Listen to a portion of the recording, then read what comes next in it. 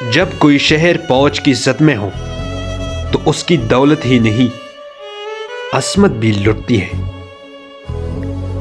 گناہ چہرے سے بول اٹھتا ہے اور خواہش آنکھوں میں جھلک اٹھتی ہے۔ انسانی نفس کی گمراہیاں جنگل کی آگ کو بھی پیچھے چھوڑ جاتی ہیں۔ تحریکیں پہلے بھڑکتی پھر بھڑکائی جاتی ہے، اور جب راکھ ہوتی ہے تو ان سے کوئی شعلہ نہیں اٹھتا۔ درد ایک مقدس امانت ہے جو اپنوں ہی کے حوالے کی جا سکتی ہے۔ تاریخ شکست خوردہ لوگوں سے کبھی انصاف نہیں کرتی۔ زندگی خوشیوں اور غموں کا مجموعہ ہے۔ بعض غم مسرت افزا ہوتے ہیں اور بعض خوشیاں غم افروز۔